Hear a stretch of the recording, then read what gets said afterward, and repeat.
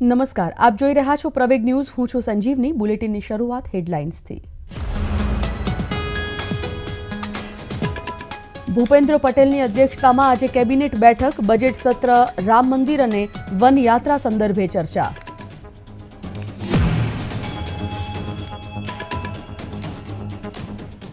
PM Narendra મોદીએ કેરળના ગુરુવયુર મંદિરમાં કરી પૂજા. રાજ્યમાં 4,000 કરોડના પ્રોજેક્ટનું કરશે ઉદ્ઘાટન.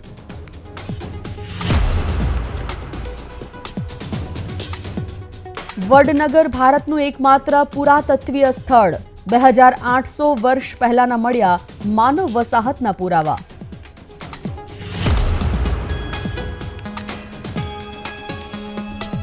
સપ્તાહના ત્રીજા દિવસે શેર બજારમાં જોવા મળ્યો મોટો કડાકો.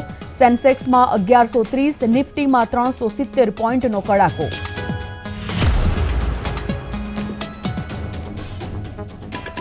આજે રામ મંદિર પ્રાણ પ્રતિષ્ઠા અનુષ્ઠાનનો બીજો દિવસ. રામલલ્લા મંદિર પરિસરમાં કરશે ભ્રમણ.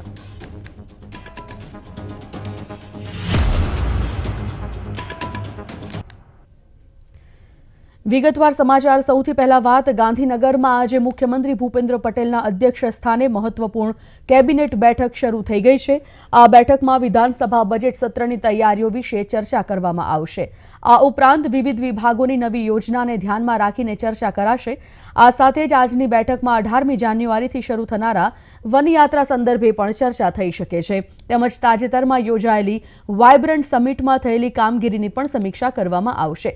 આ ઉપરાંત રાજ્યમાં કોરોનાના કેસની સ્થિતિ અંગે પણ સમીક્ષા થશે. ફોનલાઈન પર નરેન્દ્રસિંહ જોડાઈ ગયા છે. સંવાદદાતા નરેન્દ્રસિંહ, આજે સીએમની અધ્યક્ષતામાં કેબિનેટ બેઠક મળી રહી છે. આ બેઠકમાં જે મુદ્દાઓ પર ચર્ચા થવાની છે, સર્વગ્રાહી અને મધ્યસ્થાને કયા મેઇન મુદ્દાઓ રહેશે? જી બિલકુલ, સંજીવની વાત કરવામાં આવે તો આજે દર બુધવારે જે કેબિનેટની બેઠક મળતી હોય છે, આજે પણ સીએમ ભૂપેન્દ્ર પટેલની અધ્યક્ષતામાં આજે કેબિનેટ બેઠક શરૂ થઈ છે.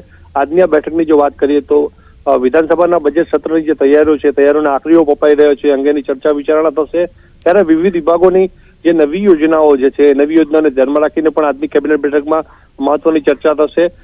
બીજા એક જે મહત્વના મુદ્દાઓ જે 2-3 છે એ વિશે વાત કરીએ તો આગામી 18 જાન્યુઆરી જે વનયાત્રા શરૂ થઈ રહી છે, ત્યારે શરૂ થનાર વનયાત્રા સંદર્ભે પણ એની રૂપરેખા ઘડી કાઢવામાં આવશે આજની કેબિનેટ બેઠકમાં.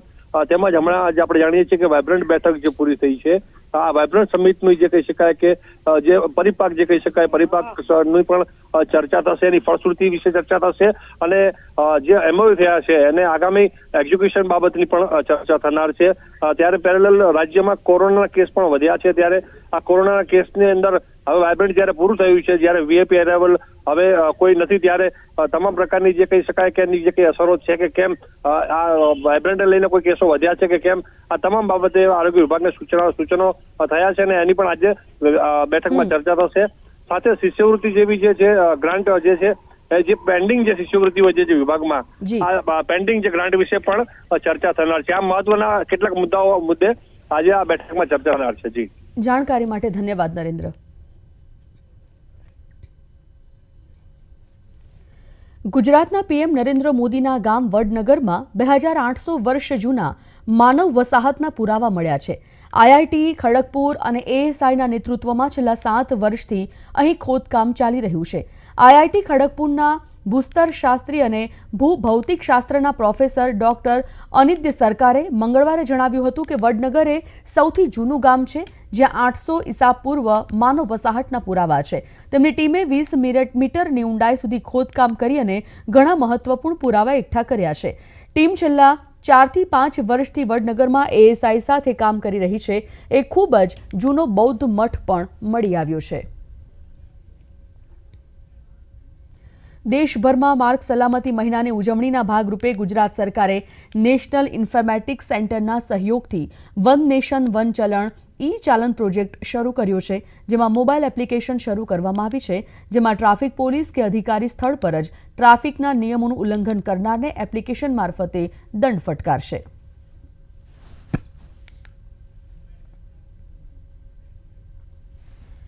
ભારતીય વાયુસેનાની સૂર્યકિરણ ફાઇટર પ્લેનની ટીમ સુરત એરપોર્ટ પર પહોંચી. આ ટીમ 20મી જાન્યુઆરીએ ભરૂચના આકાશમાં સૂર્યકિરણ વિમાનો કરતબો બતાવશે. નવી Delhi Mumbai expressway Dehgam junction ખાતે સૂર્યકિરણ એર શોનું આયોજન કરાયું છે.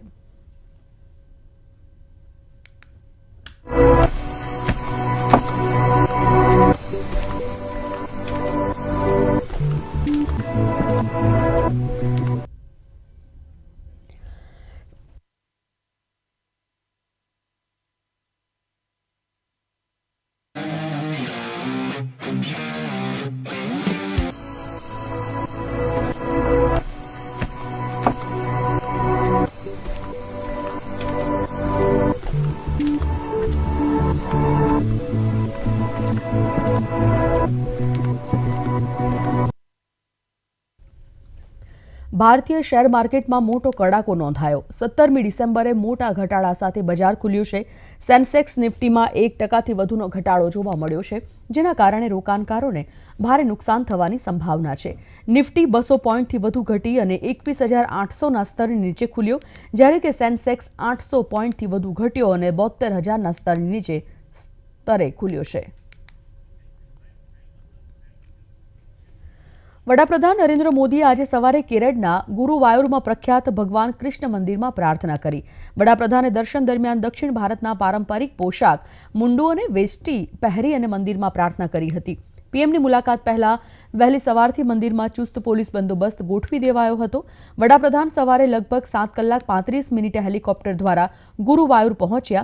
તેઓ અહીંના શ્રીકૃષ્ણ કોલેજ મેદાનમાં ઉતર્યા હતા, જ્યાં તેમના સ્વાગત માટે સેંકડો ભાજપના સમર્થકો અને કાર્યકરો વહેલી સવારથી જ કલાકો સુધી ઊભા રહ્યા હતા.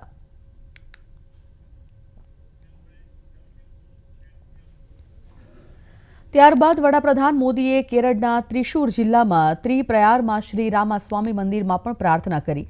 પીએમએ રામાસ્વામી મંદિર ખાતે સાંસ્કૃતિક કાર્યક્રમ મલયાલમ રામાયણમાં પણ હાજરી આપી હતી. હવે વડાપ્રધાન કોચીમાં જનસભાને સંબોધશે. તેઓ કેન્દ્ર સરકાર અને પાર્ટીના કાર્યક્રમોમાં પણ ભાગ લેશે. કોચીના વિલિંગડન આઇલેન્ડ ખાતે પીએમ મોદી કોચિન શિપયાર્ડ લિમિટેડમાં આંતરરાષ્ટ્રીય જહાજ રિપેરિંગ સેન્ટર અને નવી ડ્રાય ડોક રાષ્ટ્રને સમર્પિત કરશે. કેન્દ્રીય સહકાર મંત્રી અમિત શાહ બુધવારે દિલ્હીમાં સેન્ટ્રલ રજિસ્ટ્રાર ઓફ કોઓપરેટિવ સોસાયટીઝની નવી ઓફિસ બિલ્ડિંગનું ઉદ્ઘાટન કરશે. CRCS ઓફિસ એ એક વૈધાનિક સંસ્થા છે જે મલ્ટી સ્ટેટ કોઓપરેટિવ સોસાયટીઝની નોંધણી અને અન્ય પ્રક્રિયાઓ માટે જવાબદાર છે. CRCS ઓફિસ MSCSના સંચાલન, નોંધણી, વાર્ષિક ફાઇલિંગ અને અન્ય નિયમનકારી પ્રક્રિયાઓની દેખરેખ રાખે છે. બુધવારે ઉદ્ઘાટન સમારોહમાં સહકારી સચિવ, NBCCના મેનેજિંગ ડિરેક્ટર અને દેશભરમાંથી બહુરાજ્ય સહકારી સંઘો, બહુરાજ્ય સહકારી મંડળીઓ અને બેંકોના પ્રતિનિધિઓ સાથે હાજર રહેશે. દેશમાં કુલ 1,625 MSCS નોંધાયેલા છે અને કરોડો સભ્યો તેમની સાથે સંકળાયેલા છે. પૂર્વ ટીએમસી સાંસદ મહુઆ મોઇત્રાએ સરકારી બંગલો ખાલી કરવા માટે નોટિસ આપી છે. મહુઆ મોઇત્રાને તેમને મળેલી દિલ્હી સ્થિત સરકારી બંગલો તાત્કાલિક ખાલી કરવા કહેવામાં આવ્યું છે. એસ્ટેટ ડિરેક્ટોરેટ દ્વારા આ અંગેની આદેશ બહાર પાડવામાં આવ્યો છે. મોઇત્રાની 9B ટેલિગ્રાફ લેન બિલ્ડિંગની બહાર એક નોટિસ ચોંટાડવામાં આવી છે. તમને જણાવી દઈએ કે મહુઆ મોઇત્રાને પહેલા જ બંગલો ખાલી કરવા માટે કહેવામાં આવ્યું હતું. આ પછી 8મી જાન્યુઆરીએ એસ્ટેટ ડિરેક્ટોરેટે તેમને નોટિસ પાઠવી અને 3 દિવસમાં બંગલો ખાલી ન કરવા માટેનું કારણ પૂછ્યું હતું, પરંતુ તેમ છતાં પણ બંગલો ખાલી નહીં કરતા બીજી નોટિસ આપવામાં આવી છે. છત્તીસગઢના બિલાસપુર રેલવે સ્ટેશન પર મંગળવારે રાત્રે એક ટ્રેન દુર્ઘટના સર્જાઈ હતી. શટલિંગ દરમિયાન છત્તીસગઢ એક્સપ્રેસનું એન્જિન પ્લેટફોર્મ પર ચડી ગયું હતું. આ અકસ્માત બાદ સ્ટેશનમાં અફરાતફરીનો માહોલ સર્જાયો હતો. આ ઘટનાની માહિતી મળતા જ રેલવે અધિકારીઓ અને કર્મચારીઓ પ્લેટફોર્મ પર પહોંચી ગયા હતા. જ્યારે અકસ્માત થયો ત્યારે અનેક મુસાફરો પ્લેટફોર્મ પર ટ્રેનની રાહ જોઈ રહ્યા હતા. જોકે સદનસીબે અકસ્માતમાં કોઈ જાનહાનિ નથી. રેલવે અધિકારીઓના જણાવ્યા અનુસાર જ્યારે ટ્રેન પ્લેટફોર્મ પર આવી રહી હતી ત્યારે તેની સ્પીડ ધીમી હતી અને કોઈ મુસાફર ટ્રેનમાં ચડી શક્યા નહોતા, જેને કારણે મોટી ટ્રેન દુર્ઘટના ટળી હતી. આ ઘટનાની તપાસ શરૂ કરવામાં આવી છે. મધ્યપ્રદેશના શ્યોપુર જિલ્લામાં આવેલ કુનો નેશનલ પાર્કમાં નામીબિયાથી લાવવામાં આવેલ વધુ એક ચિત્તાનું મોત થયું. તેનું નામ શૌર્ય કહેવાઈ રહ્યું છે. ચિત્તાના મોતનું કારણ જાણવા માટે મૃતદેહનું પોસ્ટમોર્ટમ કરવામાં આવી રહ્યું છે. પ્રોજેક્ટ ચિત્તા હેઠળ સપ્ટેમ્બર 2022માં નામીબિયાથી 8 ચિત્તા લાવવામાં આવ્યા હતા. 2023ની શરૂઆતમાં દક્ષિણ આફ્રિકાથી 12 ચિત્તા લાવવામાં આવ્યા હતા. અત્યાર સુધીમાં 10 ચિત્તાના મોત થઈ ચૂક્યા છે. છેલ્લે કુનોમાં 2 ઓગસ્ટ 2023ના રોજ ચિત્તાના મોતના સમાચાર સામે આવ્યા હતા. ત્યારબાદ હવે 6 મહિના બાદ વધુ એક ચિત્તાના મોતના સમાચાર ખરાબ આવ્યા છે.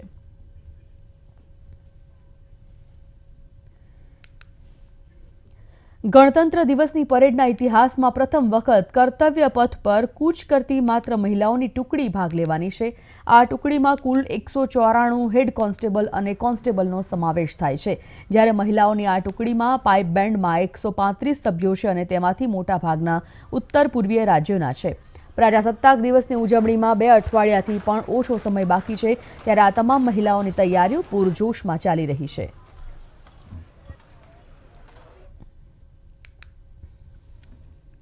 Many of the members of the band are from the northeastern state. So because the states in the northeast like Assam, Meghalaya, Manipur, Mizoram, all the states are being represented in our band. Last year also I had led the contingent, but it was a male contingent. So I'm happy that this time it is a different contingent. It's a female contingent. There is a female band also, and all of them are very excited. And preparations are going on really well. The contingent has been preparing for almost 6 months now. So, and I had joined in the first week of December. So, the preparations are going on really well. Now there is a few more days left. So we hope that we'll be able to gear up the performance. हम पहली बार लड़कियां participate कर रही हैं और हमारे लिए बड़ा गर्व का पल है ये कि माननीय प्रधानमंत्री ने लड़कियों को आगे बढ़ने का मौका दिया, महिलाओं को कमजोर नहीं समझा और ऐसा प्राउड फील हो रहा है कि जिंदगी का एक सपना था वो पूरा किया और इसी तरह से आगे और लड़कियां चलती रहे और देश का नाम रोशन करती रहे. अच्छा तो बहुत लग रहा है और मेहनत भी है, तो मतलब हिस्टोरिक मोमेंट है हमारे लिए कि फर्स्ट टाइम दिल्ली पुलिस में फीमेल कंटिजेंट चल रहा है और बहुत अच्छा भी लग रहा है. हमें बहुत अच्छा लग रहा है. हमारे लिए बहुत ज़्यादा मतलब प्राउड वाला मोमेंट है ये और हम एकदम एक नंबर की प्रैक्टिस चल रही है. ट्रॉफी हम लेके आएंगे दिल्ली पुलिस की. જગન્નાથ મંદિર હેરિટેજ કોરિડોર પ્રોજેક્ટનું આજે ઉદ્ઘાટન કરવામાં આવશે. હેરિટેજ કોરિડોર પ્રોજેક્ટના ભવ્ય ઉદ્ઘાટન માટે ઓડિશા અને સમગ્ર દેશમાંથી મોટી સંખ્યામાં શ્રદ્ધાળુઓ મંદિરમાં પહોંચી રહ્યા છે. સમગ્ર શહેરને સુંદર રીતે ફૂલો, સુશોભિત લાઇટ્સ અને ગ્રેફિટીથી શણગારવામાં આવ્યું છે. મહાયજ્ઞની પૂર્ણ આહુતિ પછી તરત જ મુખ્યમંત્રી નવીન પટનાયક આ પ્રોજેક્ટને ખુલ્લો મૂકશે.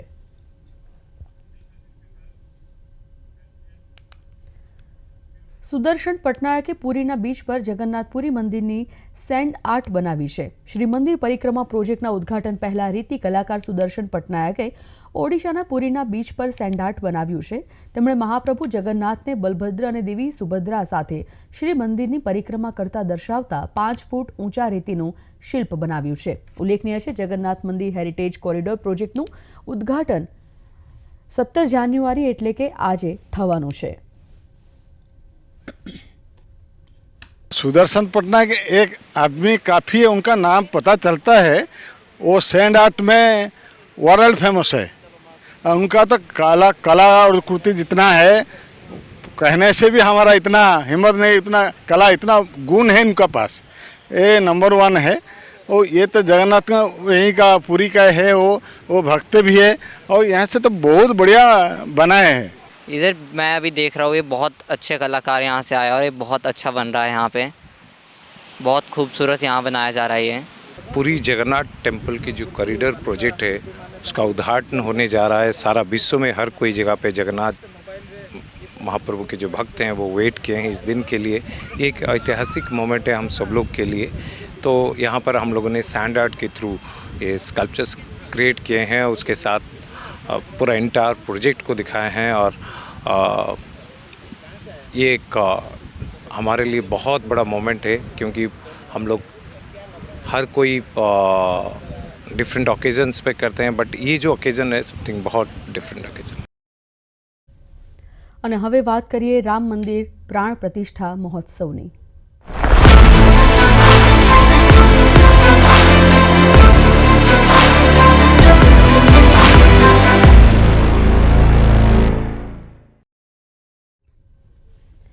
આજે બુધવારે રામલલ્લાની પ્રાણ પ્રતિષ્ઠા અનુષ્ઠાનનો બીજો દિવસ. અયોધ્યામાં મંગળવારથી ભગવાન શ્રી રામલલ્લાના પ્રાણ પ્રતિષ્ઠાની વિધિ શરૂ થઈ ગઈ છે. રામલલ્લાની નવનિર્મિત પ્રતિમાને આજે રામ જન્મભૂમિ પરિસરમાં લાવવામાં આવશે. પરિસરની મુલાકાત લીધા બાદ તેને ગર્ભગૃહમાં સ્થાપિત કરવામાં આવશે. આ સાથે કળશ યાત્રા કાઢાશે.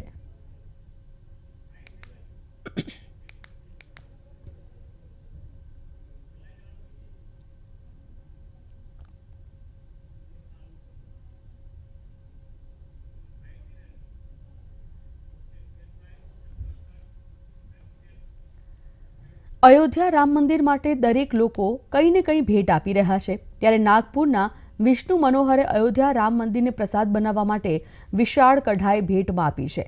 આ કઢાઈનું વજન 2000 કિલોગ્રામથી વધુ છે. આ કઢાઈ બનાવવા માટે સ્ટીલ, લોખંડ અને તાંબાનો ઉપયોગ કરવામાં આવ્યો છે.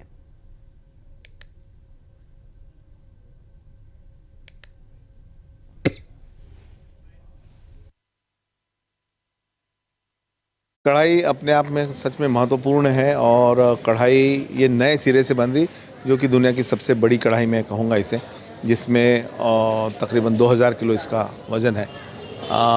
कढ़ाई बनाने के लिए सर्जिकल स्टील, लोहा, पोलाद और कॉपर इसका इस्तेमाल किया गया. और ये कढ़ाई जो है जब बनेगा हलवा, इसमें बनने के बाद ये कढ़ाई जो है पूर्णतः रूप से न्यास में ही रहेगी, अयोध्या में रहेगी. और हर साल हम अयोध्या जाके इसमें प्रसाद बनाएंगे. અયોધ્યા રામ મંદિરમાં મંગળવારથી શરૂ થઈ રહેલા રામલલ્લાના અભિષેક સમારોહની સાથે જ તૈયારીઓ અંતિમ ચરણમાં પહોંચી ગઈ છે. ત્યારે હૈદરાબાદના નાગભૂષણ રેડ્ડી નામના વ્યક્તિએ અયોધ્યા રામ મંદિર માટે 1265 કિલોનો લાડુ બનાવ્યો છે, જેને મંદિરમાં પ્રસાદ તરીકે ચઢાવવામાં આવશે. 17મી જાન્યુઆરીએ આ લાડુ હૈદરાબાદથી અયોધ્યા લઈ જવામાં આવશે. લાડુને રેફ્રિજરેટ ગ્લાસ બોક્સમાં પરિવહન કરવામાં આવશે.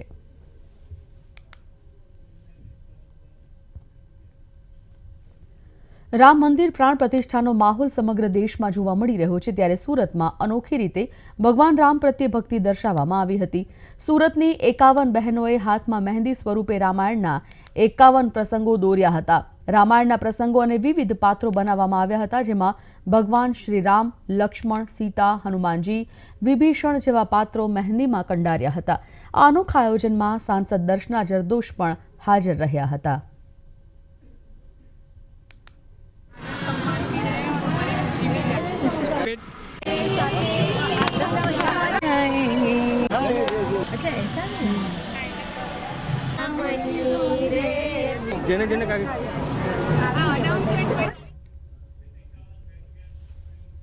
અયોધ્યામાં ધાર્મિક વિધિઓ શરૂ થઈ ગઈ છે. ત્યારે જમ્મુ અને કાશ્મીરની ઉરી કોલેજની એક વિદ્યાર્થીનીએ પહાડી ભાષામાં રામ ભજન ગાયું છે, જેનો વિડીયો સોશિયલ મીડિયા પર ખૂબ જ ઝડપથી વાયરલ થઈ રહ્યો છે.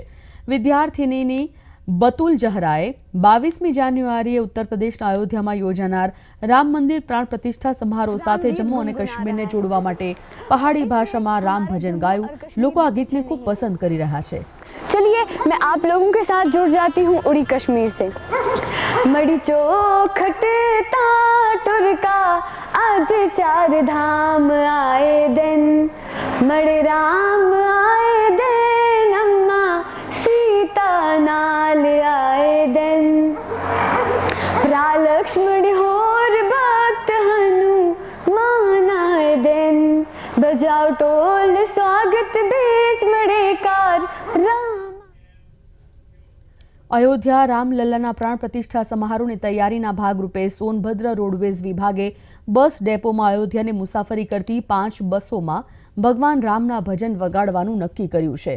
અયોધ્યા જતી બસોમાં મુસાફરી કરતા મુસાફરોએ વાહન વ્યવહાર વિભાગ દ્વારા આપવામાં આવતી સુવિધાઓ અંગે ખુશી વ્યક્ત કરી છે. રામ મંદિરના ઉદ્ઘાટનની તારીખ નજીક આવી રહી હોવાથી સોનભદ્રમાં પરિવહન વિભાગે અયોધ્યા જનાર મુસાફરોની સંખ્યામાં વધારો થવાની અપેક્ષા પણ છે. વારાણસીમાં બસ ડેપો રામ મંદિરના અભિષેક સમારોહ પહેલા રામ ભજનોથી ગુંજી રહ્યા છે. પરિવહન વિભાગની માર્ગદર્શિકા હેઠળ અયોધ્યા જતી અને આવતી દરેક બસ રામ ધૂન અને રામ ભજન વગાડશે. અયોધ્યા જનારી બસોના સંખ્યામાં પણ વધારો કરવામાં આવશે. અયોધ્યા જતી બસોમાં મુસાફરો ભક્તિમય ધૂનનો આનંદ માણી રહ્યા છે અને વાહન વ્યવહાર વિભાગ દ્વારા આપવામાં આવેલી સુવિધાથી આનંદ પણ વ્યક્ત કરી રહ્યા છે.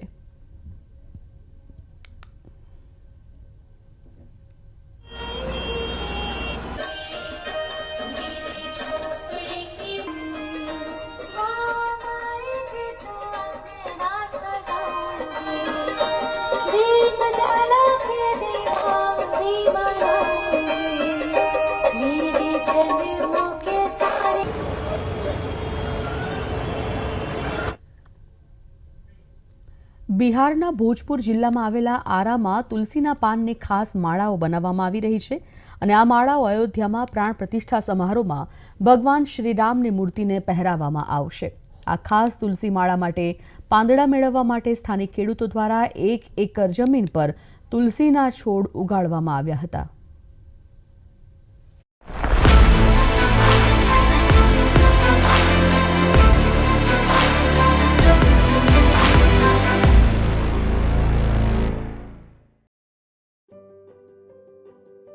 બિહારના ભોજપુર જિલ્લામાં આવેલા આરામાં તુલસીના પાનની ખાસ માળાઓ બનાવવામાં આવી રહી છે. આ માળાઓ અયોધ્યામાં પ્રાણ પ્રતિષ્ઠા સમારોહમાં ભગવાન શ્રી રામની મૂર્તિને પહેરાવવામાં આવશે. આ ખાસ તુલસી માળા માટે પાંદડા મેળવવા માટે સ્થાનિક ખેડૂત દ્વારા 1 એકર જમીન પર તુલસીના છોડ ઉગાડવામાં આવ્યા છે. हम लोगों के रघु जी हैं, एक बेंगलोर से बिलोंग करते हैं. लगभग 6 साल से हम लोगों का उनके साथ दोस्ती है. तो एक ट्रेड इंडिया के थ्रू ऑनलाइन बिजनेस किए थे, तो उसी में हम लोग फ्लॉप हुए, तो उसके बाद से दोस्ती बरकरार रह गया. तो उन्हीं के का नाम था कि 1 एकड़ में तुलसी जी का खेती करना है. जो राम मंदिर अयोध्या का जो मूर्ति बना है उसमें उनको माला तुलसी जी का पहनाया जाएगा. तो हम लोगों को शुरू में ये बात थोड़ा सा अटपटा टाइप का लग रहा था, लेकिन फिर बाद में जब उन्होंने एक बार हमको गोपाल दास जी से कॉन्फ्रेंस करवा के बात करवाया, तब पता चला कि नहीं, ये बात रियल फैक्ट है. तो फिर हुआ कि भाई करना है, चाहे जितना बीच में. આ ખાસ માળા બનાવવા માટે બેંગલુરુના 3 કામદારો ખાસ આરા આવ્યા છે. राम तुलसी मैरून कलर ग्रीन माता सीता माता की बहुत शुक्रिया. ये कि मैं 10 माला रेडी करता हूँ. एक माला वजन कितना होगा? Weight 1.5 kilo. અત્યાર સુધીમાં તુલસીના પાનથી આવી 9 માળા બનાવીને અયોધ્યા મોકલવામાં આવી છે. વધુ 5 માળાઓને સડક માર્ગે અયોધ્યા મોકલવામાં આવશે. ખેડૂત અભિજીત અને તેમની ટીમ 22મી જાન્યુઆરી સુધી આ માળાઓ બનાવવાનું કામ ચાલુ રાખશે. બ્યુરો રિપોર્ટ, પ્રવેગ ટીવી.